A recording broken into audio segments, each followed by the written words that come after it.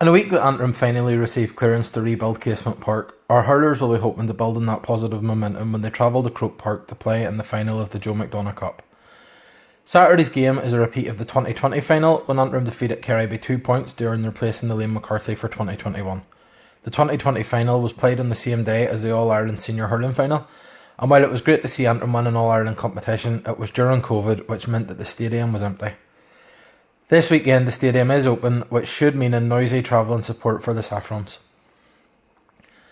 Antrim's campaign got underway against Offaly at Corrigan Park on the 16th of April, just weeks after securing Division 1 status with a playoff win against the same opposition. This time it was an extremely tight, intense battle, and it took a late Conor Johnson goal to get the Saffs over the line, winning by a solitary point. On the day, Conal Cunning led the scoring with 10 points, while Conor Johnson had 2-2, Conor McCann 1-1, Kieran Clark 3 points, Paddy Burke 2 points, and Ryan McGarry, Keelan Malloy, Sean Elliott and James McNaughton all added a point apiece as Antrim won 322 to 224.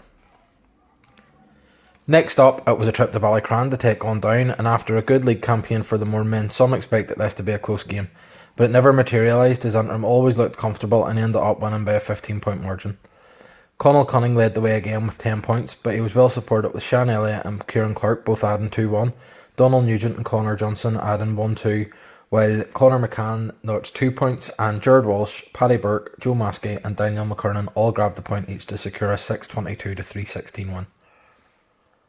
In their third game, Antrim hosted Carlow at Corrigan Park, and they were pushed all the way.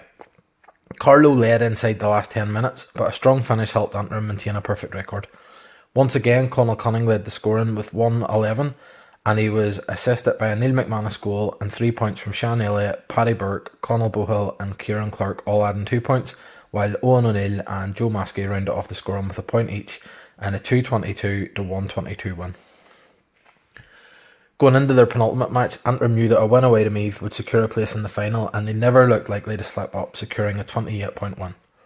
Conal Cunning led the way again with 12 points, while Conor McCann scored 2-1, Paddy Burke 2 goals, Sean Elliott 1-2, Owen O'Neill 1-1, James McNaughton 1-1, Niall McKenna 4 points, Jared Walsh 2 points, Michael Bradley 2 points, Ryan McCabrins 2 points, Niall O'Connor a point and Joe Maskey a point to help Antrim to a 729 to 313 victory.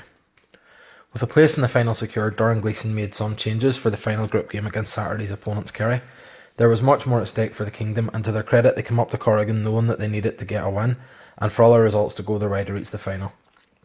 They done their part with a 29 points to 221 win, and with Offaly losing that meant Kerry qualified for the final via points difference. On the day, James McNaughton led the score in front room with 9 points, Neil McManus added 1-2, Conal Bohill 1-1, Michael Bradley 4 points, while Owen O'Neill, Conor McCann, Aaron Bradley, Keelan Malloy and Daniel McKernan grabbed a point each. In total, 29 players have seen action for the Saffrons in reaching this stage. Here's a full list of the players that have got us this far.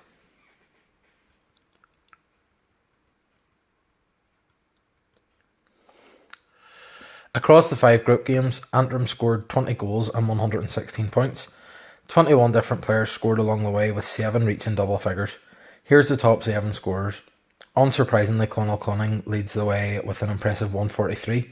Sean Elliott was next best with 3-7, followed closely by Conor McCann with 3-5 and James McNaughton with 1-11.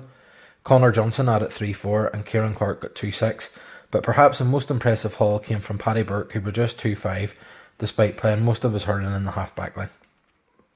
Saturday's opponents, Kerry, reached this stage with 3 wins and 2 losses in the group stage. They started off with a home loss to Down, which wasn't really a performance that would have suggested they'd be heading to Croke Park, but they bounced back with an excellent 15-point win over Carlow. They put Meath to the sword, running out 30-point winners over the Royals before losing by a point to Offaly, which looked like being the final nail in their coffin. However, they came up to Belfast, and despite a late comeback from Antrim, they held on to win by 2 points, which paired with Offaly's surprise loss at home to Carlow meant the Kingdom would be taking on Antrim again in the Joe McDonagh Cup final. Kerry's main threats will come from Padraig Boyle and Shane Conway. Boyle has notched a massive 153, while Conway has 322. Other threats will come from Finnan McKessie, who scored 12 points, and Maurice O'Connor, who has 4 goals to his name. Antrim will be favourites to beat Kerry on Saturday, but having won in Belfast in the group match, the Kingdom will be confident. In 2020, Antrim had defeated Kerry 3 times before playing at Croke Park, and on that occasion it was a tight final, although ultimately Antrim prevailed. Antrim have been able to maintain Division 1 status for 2 years in a row now, and to continue pushing forward we need to do similar in the Liam McCarthy Cup. We were unlucky to get relegated last season, as in normal circumstances we would have been given a full group stage in the Leinster Championship, but due to COVID it was straight knockout, and losses to Dublin and Laois meant that all the hard work from the 2020 Joe McDonagh campaign was undone. To consolidate at the top level, Antrim has to be the aim for Antrim, but to do that we have to get there first. Kerry will pose a difficult task, and from their results in this year's competition it looks like they lack a bit of consistency. They're capable of winning some big games, but have also slipped up in some they really should have won. Regardless of which Kerry shows up on Saturday, Antrim will have to be at their best. The prize for the winners is too big not to be at full strength, but hopefully come Saturday evening the sound of the Green Glens of Antrim will be ringing out around Croke Park as Antrim lift another All-Ireland title in headquarters.